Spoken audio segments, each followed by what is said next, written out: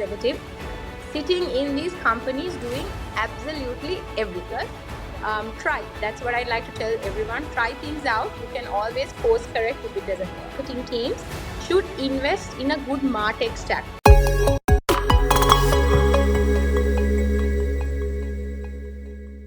Good afternoon, everyone. We are back with another episode of Tech Talk 360, unveiling one bite at a time. Today, we have a very special guest on the show. It's none other than Kushlani De Silva. She is a tech marketing consultant, fractional CMO, and a, someone who is quite good in the marketing industry. How are you doing today, Kushlani? I'm doing good, Rasa. Good afternoon, everyone, and thank you very much for having me. Let's just jump off to the intro. Who is Kushlani De Silva? Right. So I'll start off talking a little bit about my professional journey. I've been in marketing for the better part of my career now. So closing in on 14 plus years in tech marketing, actually. Before that, I was doing a little bit of work on the customer side, customer services, customer support, and so on. But the majority of my work has been focused in marketing and in technology marketing. So I started off at WSO2, spent a lot of time there, close to 11 years there. Moved out to start my own consulting practice during the peak of COVID towards the latter part of 2020. And I did that because at the time, the environment for startups and even scale ups in Sri Lanka was really good. And while I felt that these companies had the necessary support on the technical front, there was always something lacking in marketing. And while the need for marketing was felt, there was really not a lot of guidance that you could get at the time. So I spent 2 years as a consultant working with startups and scale ups, from product companies to service companies, helping them figure out what their marketing strategies were, go to market, helping build brands, and so on. Went back into the corporate world, spent another 2 years at Millennium IT, building up their marketing team and setting up the marketing function. And right now, what I'm doing is something that stems off of the concept of fractional marketing, which is a fractional CMO and a fractional head of marketing service, which I'll go into the details as the conversation goes along. And I'll explain a little bit about what it is and why I got into it and so on. That's my journey from a career and a professional point of view. Aside of that, just like everybody else, I like to travel. I really like my coffee. I think it's probably one of the most mandatory parts of my life that keeps me going.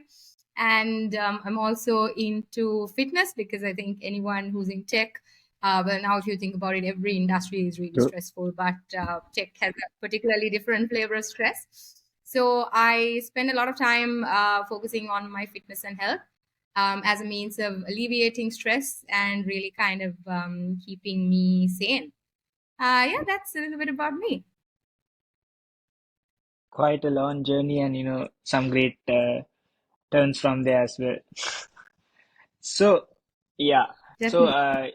something new to me as well, and I'm pretty sure it's new to the viewers as well. It's just the term fractional CMO. Why don't you just give a small insight on the term and that the CMO parts that you mentioned in the journey throughout? Sure. So essentially, if I were to put it very simply, if you take the two words like fractional and CMO, so everybody knows who a CMO is. It's a chief marketing officer or a head of marketing, somebody who takes on the leadership of the entire marketing function of any organization. So a fractional CMO is somebody who still can do that, provide the same level of strategic input, insight, build a team, help you put everything together. But you are taking that person's time or portioning that person's time on a fractional basis, which means that they are not sitting in house as part of your headcount. They are not really on your payroll, but they work as a third party entity, still providing the same set of guidance that I was talking about earlier and really helping to streamline marketing functions regardless of whatever state that they are in. And although it's a concept that is not widely known in Sri Lanka and even in most parts of Asia, when I was doing my research before getting into this, I noticed that in the US, in those parts of the world, it is very heavily adopted. Not just fractional CMOs, you also get fractional CFOs, and that's something that's a little unheard of because a financial arm of a company is not something that anybody really would be comfortable outsourcing, right? Marketing, I can understand, even though there's also a little bit of hesitation there. But I was also surprised to see that there are fractional CFOs out there, there are fractional CCOs, chief customer officers, and of course, fractional CMOs as well. And I think a couple of months ago when I was doing research, there were a certain section of companies that were surveyed, and about 60% said that they would be willing to onboard a fractional CMO and consume their services. And why organizations would choose to do this would be for a variety of reasons, and these reasons can depend based on the industry that you're in, based on your journey as a company, based on your internal challenges and resources, your internal structures, and so on. But one of the main reasons companies opt to go for fractional CMOs is one, to be able to save on cost. Because if you're a startup, for example, in tech, I'll take the examples of tech because that's where I'm familiar with. If you're a startup, you might really need a lot of input on the marketing front. Everything from how do you build your brand, to how do you put together all of your assets for sales of a partner enablement, how do you set up your digital presence, how do you do all of those things. So you will need that input and you need that support. But as a startup, you might not have the resources to pay a full-time CMO salary. So what do? You still need this input, but you have certain internal constraints. So what a lot of companies try to do is they try to get a junior marketing person in-house and get the whole gamut of things covered from this junior marketing person who will probably have maybe an year or two's experience. And the pitfall there is that this particular person also does not have anybody to go to for input or insight or for counsel in general. So in situations like this, fractional CMOs greatly help, because you can still have a streamlined, agile organization internally, but it doesn't come at the cost of not being able to access the resources that you need at the time that you need them. So if I were to sum it up, I think fractional marketing as a concept is accepted, right? If I talk to 9 out of 10 technology companies in Sri Lanka, they'd have some portion of their marketing support coming from outside the organization. It could be a content writer, it could be a graphic designer, it could be a web developer, it could be a campaigns manager, anything. But the reluctance comes with having a senior resource or a senior person who's essentially meant to lead a team sitting outside an organization. But I think given the direction companies want to go and how they want to be agile and still get things done, this fractional model is something that will go a long way in helping that. As a concept is happening quite a bit already in Sri Lanka. Maybe nobody really calls it fractional marketing, but if you speak to 9 out of 10 tech companies, you'd see that roles from content writing to campaign management to social media management to website design to graphic design are all basically sourced from outside the company. It's just that the hesitance and the reluctance comes in when you have to get a person who is typically meant to lead a team to not sit within the company and work from outside, because there can be so many challenges and questions that might come up that I'll get into as the conversation proceeds. So just to summarize, fractional marketing and particularly the fractional CMO role is meant to help organizations stay agile with their budgets and with their headcount and still have the access and not have to forego strategic marketing, leadership, and input. So it's helping you get the best of both worlds, essentially. I'm sure there'll be many questions about it, but hopefully I can cover some of them. So, Kushlani, like you mentioned, marketing in the tech industry is something that is really important, nowadays, and for the startups and even the big companies. So, what do you say about the common misconceptions or challenges that marketing in this space and in this industry for the tech companies be like? What do you like generally see as challenges that they face in this space? Sure. So I'll speak about the challenges from different. I'll first speak about some of the misconceptions also from different angles.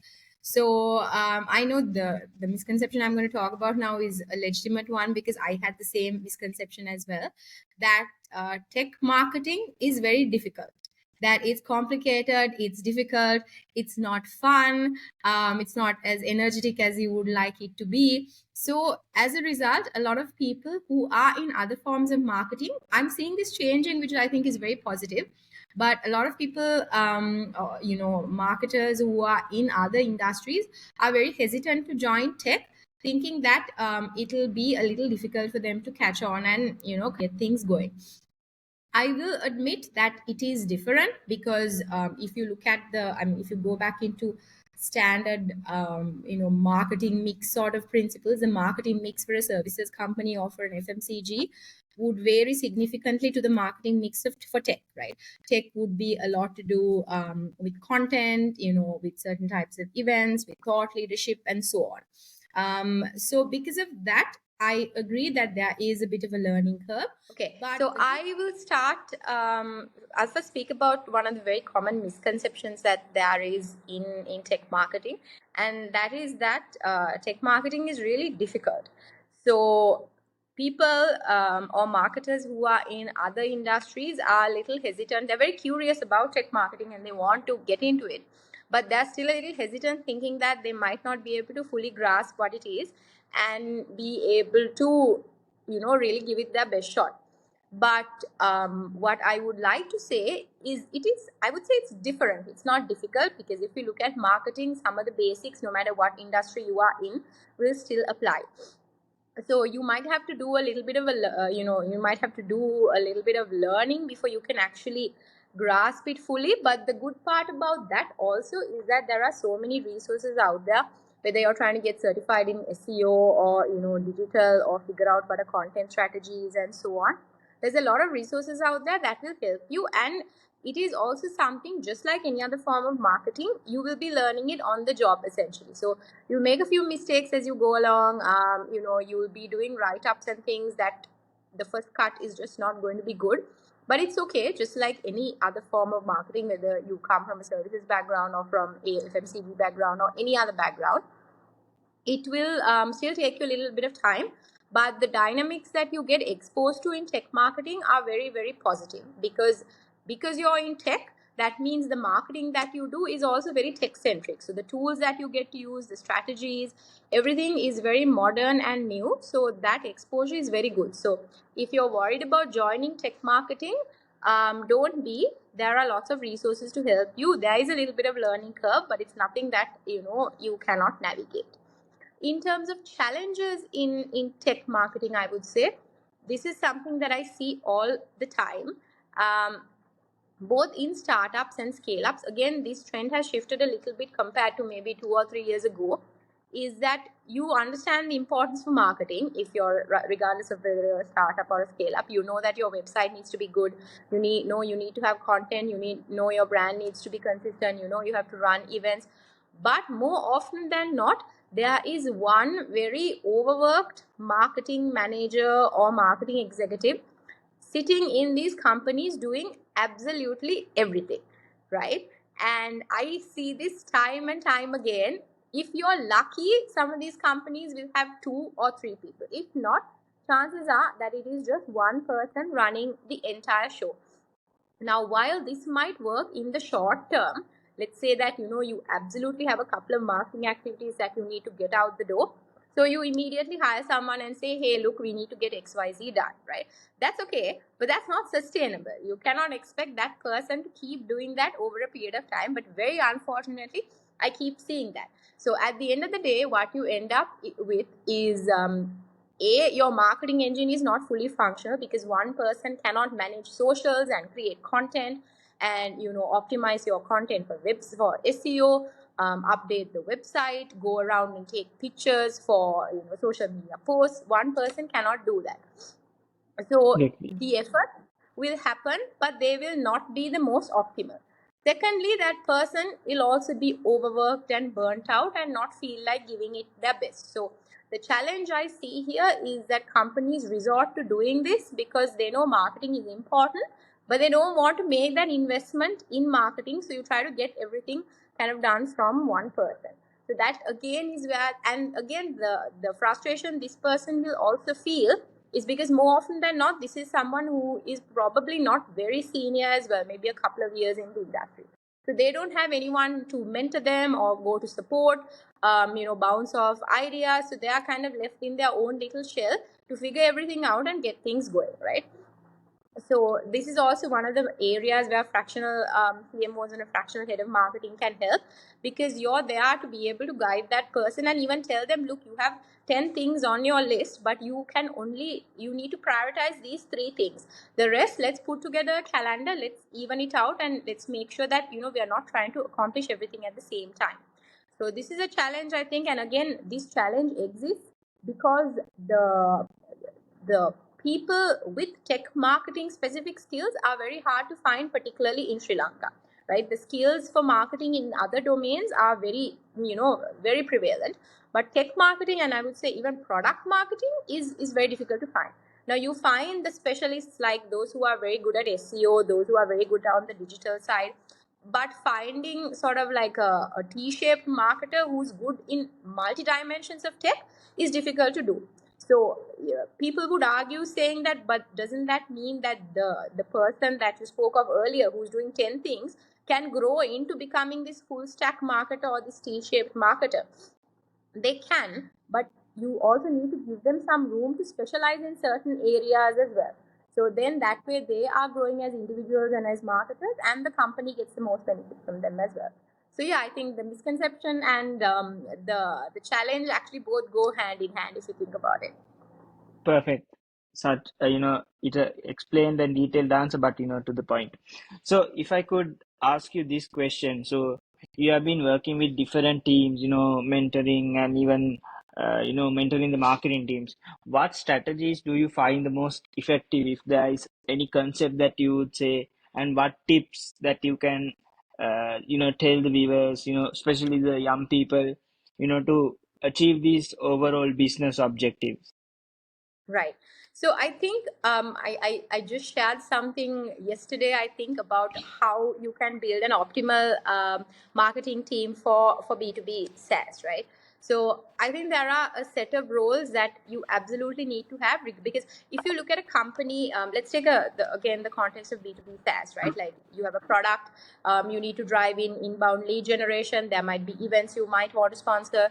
You want to create some content and so on. So even when I throw those words out, okay, content means you need a writer, right? Lead generation means your website has to be up to par. That means you need a webmaster. You need someone who's good with their graphics, because if you're doing lead gen, that means you're going to rely on socials. So you need graphics for social. You need, again, in the context once again of B2B SaaS, you need a product marketer who can see everything from that very high level scope. So I would say, when you're building a team, a marketing team, this is something that I did in my last role as well. First, take stock of where the company is right now and where the company wants to go. Right now, if your brand presence is not consistent, if you don't have a proper website, if your lead generation is all over the place, if your assets are all over the place, then okay, the company is in this state. I'm actually doing sort of like a stages of marketing maturity assessment as well, with the basic one being foundational marketing and the more advanced being strategic marketing, which is focused on growth. So if you're at the level of foundational marketing, where marketing's job is just to keep the lights on, do a little bit of socials, do a press article here and there, maybe some content here and there, but you want to change it into marketing being more reactive and being a part of strategy, then you need to look at, okay, who are the people that need to come in to do this? If you have a product, you need a product marketer. If your product needs a lot of content, you need a content specialist. If you want to boost your digital presence, if you feel like both on the corporate branding front and on the employer branding front you're lacking, you need someone to manage your socials and make it their full-time goal to drive social media engagement. You need someone to make sure that the brand is consistent, right? Because when there's 10 different things happening, the chances are that you might not always use the correct value propositions. Your colors might go off a little bit there, so you need like a brand custodian to give a final sign off on everything that's happening. So think about where the company is right now, where the company wants to go, and once you make that assessment, you will know, okay, I need this person, I need that person, but that doesn't necessarily mean you need to have 10 roles sitting in house. Again, there are certain marketing roles that have to live and breathe within the company. So those roles you bring in house. Anything else that you can fraction or outsource, you do that outsource. You go ahead and outsource them.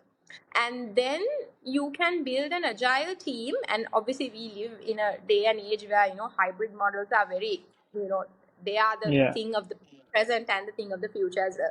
So there's nothing to say that, okay, if you have if your marketing team consists of 3 full-time resources and 3 fractional resources, you can't bring that synergy between them. You absolutely can, whether it's through your productivity channels or your tracking mechanisms or how you communicate. Those can absolutely be done.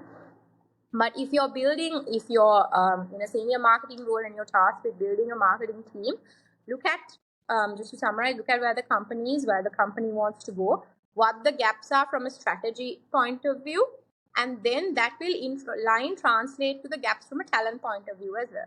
And then once you figured out the talent that you need, you can go back and see how much budget you actually have.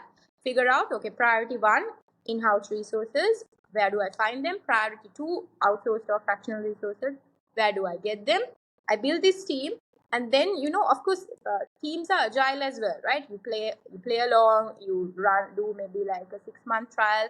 If you feel that some of the outsourced resources will not work, you need to bring them in-source. You need to in-source them. By all means, go ahead and do that. Nothing is set in stone. That's something I realized very much through my last role and through practice as well. You have to be agile. You have to communicate to everybody else in leadership, especially if you're building a team from scratch, that the first 6 months will just be getting your house in order. So from an expectations and KPI point of view, also don't overpromise, because the first 6 months will mean a lot of putting together things in place and structure, and then you can get into actual performance later on down the line. Amazing. So if I just could ask this, to match it to the current trends, marketing trends have been evolving for the past couple of 2 years, 2 to 3 years with AI, VR technologies, and all the new technologies coming in. So from Yeah. that perspective, what do you see in the emerging trends in this tech marketing, and how these businesses should adapt, shift to the new views of tech with AI and stuff like that. Sure. So I think AI is a little bit of a double-edged sword. I think there's so many diverse opinions The about same it. the same phrase you mentioned was mentioned by another podcaster who came into the guest. It's I see. just I see. a Okay, double-edged sword. it's great to know that everybody is kind of on the same wavelength. But I think with AI, you cannot let AI do all the work for you. That's something I personally believe as well, right? I'll take a very simple example as ChatGPT. The output of ChatGPT will depend on the prompts that you give it.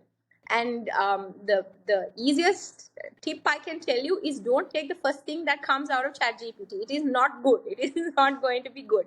So you have to give the right prompts. You have to go through iterations, and don't rely on it just to do everything for you. It's there to support you. It's not there to take away your job, right?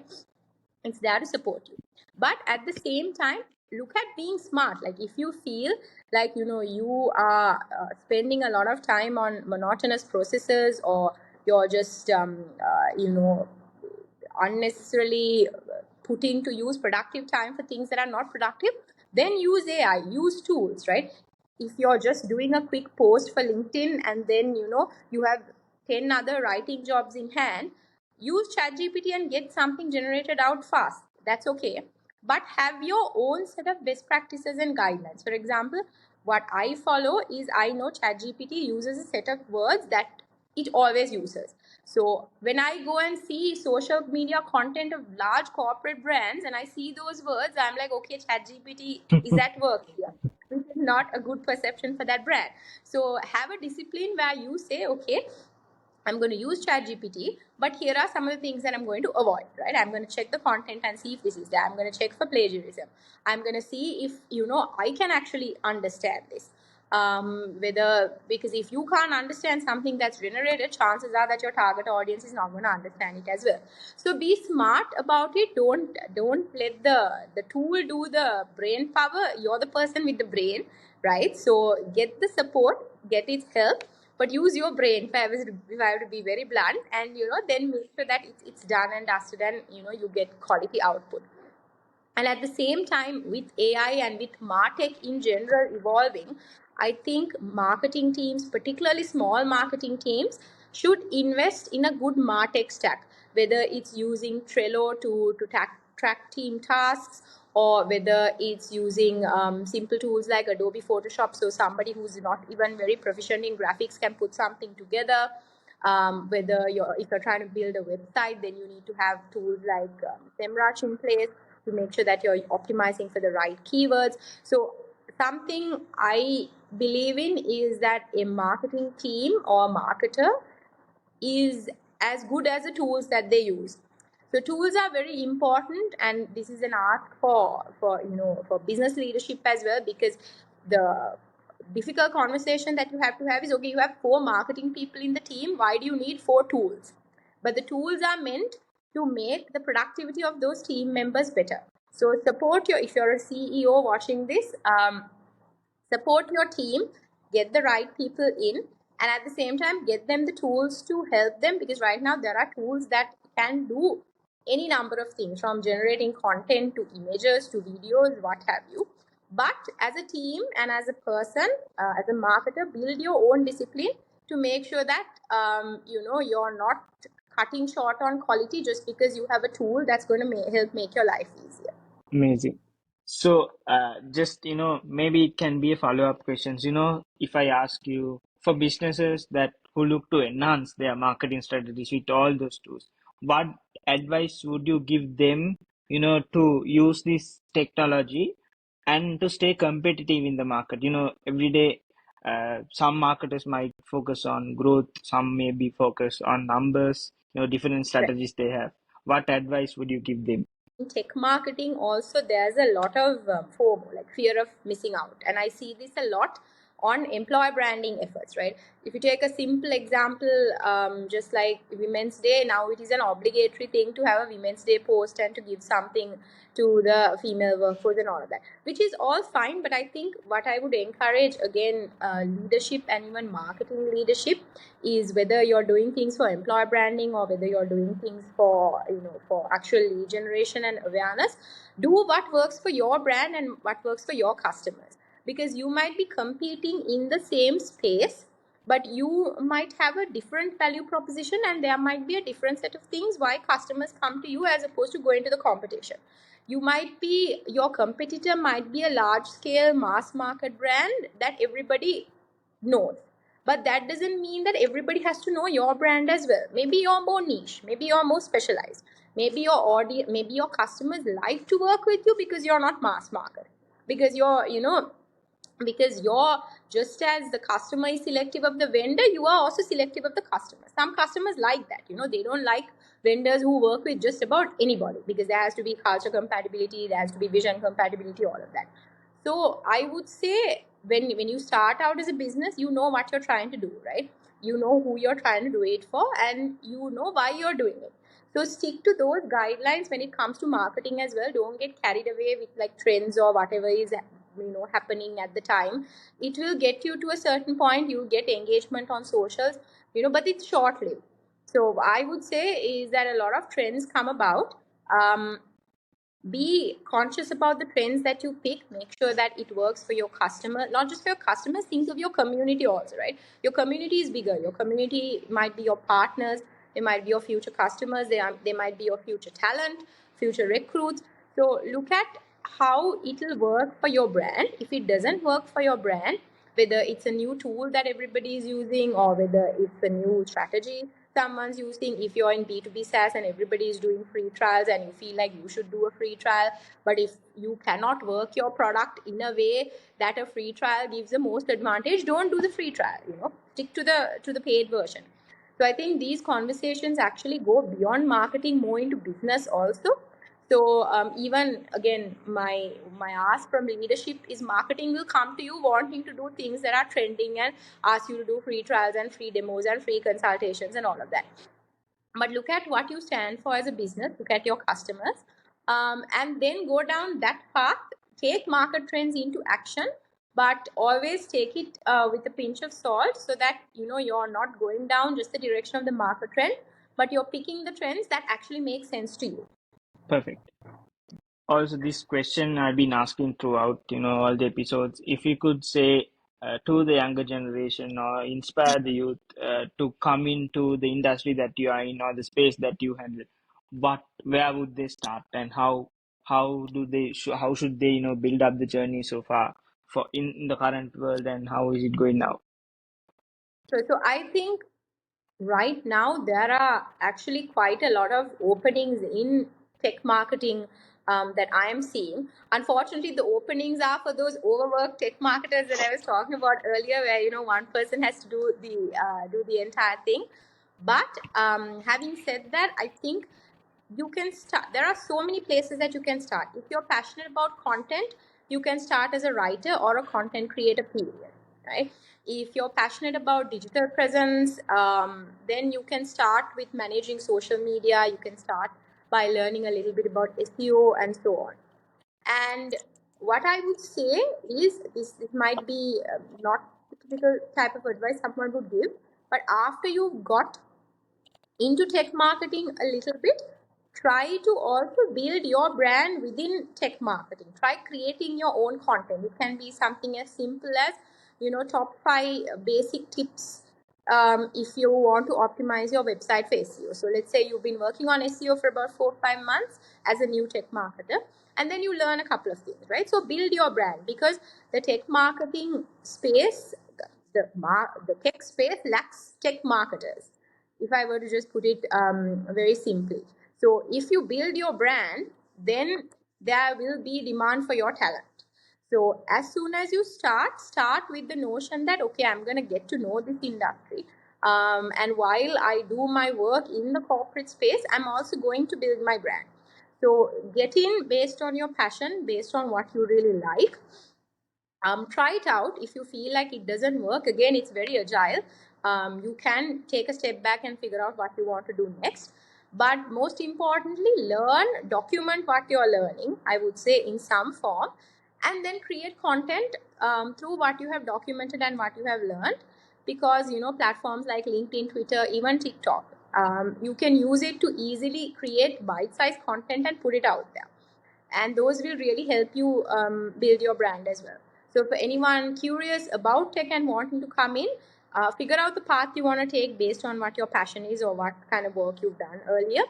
Give it some time, try it out. If you have cycles, try out maybe 2 different things, not more than that. Maybe try socials and some content creation, since they go hand in hand, and document everything that you're learning somewhere. If there's an immediate thing that you've learned that you feel, you can do a very short video and put it on TikTok, or you can do a quick LinkedIn article. LinkedIn has an inbuilt AI feature, so makes it easier to get things out there. By all means, go ahead and do it. Tech marketing is a growing space. If you get in, if you do the homework, if you put in the effort, there's so much potential for you to grow, and so much that companies can really acquire from a talent perspective as well. Amazing. So I think we are just coming to the end of the podcast as well. But just one more question to ask from you is that you mentioned that Sri Lanka is lacking, fractional CMOs, and more people, more workforce towards the tech marketing industry. So if you have that final one thing that you could say towards Sri Lanka and the youth of Sri Lanka, what would it be?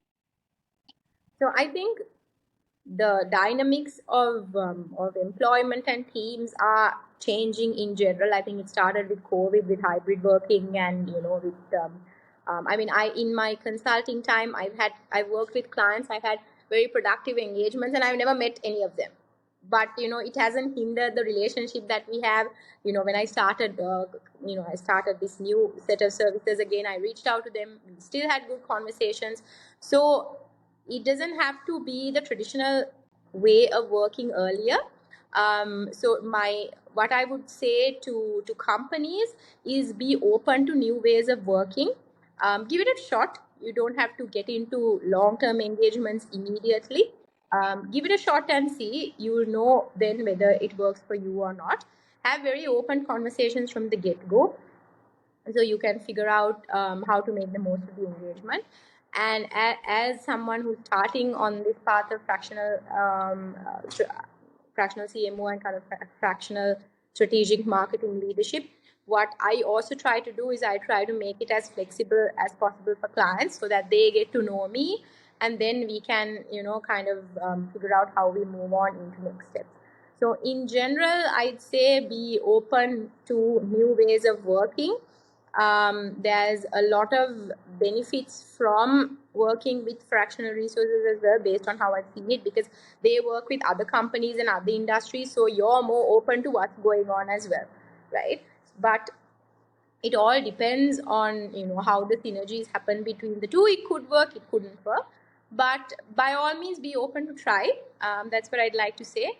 And again, just to reinstate, for aspiring tech marketers, there's a lot of resources out there. There's mentors who can help you, who can guide you if you're curious but you're still a little apprehensive because you feel it's difficult. Try. That's what I'd like to tell everyone. Try things out. You can always course correct if it doesn't work. Thank you so much, Kushlani, for joining into the podcast. Means a lot. And despite your busy schedule, it's just inspiring to hear some words. And I think our youth who are listening to it will get so much content from this episode as well. Let's just share some final words on the podcast. Absolutely.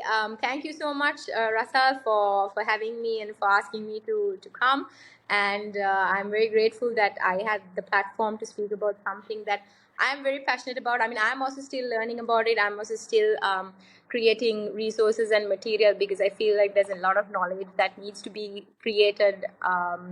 So this has been great. Thank you so much. And I look forward to how people will engage with this. And all the very best to you as well. Thank you. If there's anyone who wants to connect to you, is the LinkedIn platform open? They can reach you out on LinkedIn. Am I right? Absolutely.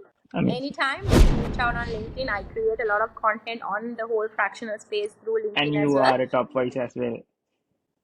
Yes, yes. So if anyone wants to have a bigger, like a broader conversation, by all means, reach out to me on LinkedIn. I'll just link Um, down the links down in the description as well, so it's easier for them to connect as well. Absolutely. Fantastic. Thank you so much, Kushrani. Thank you so All much. right. Thank you, Rasal. Thanks very much. Take care. Bye. All right. Bye bye.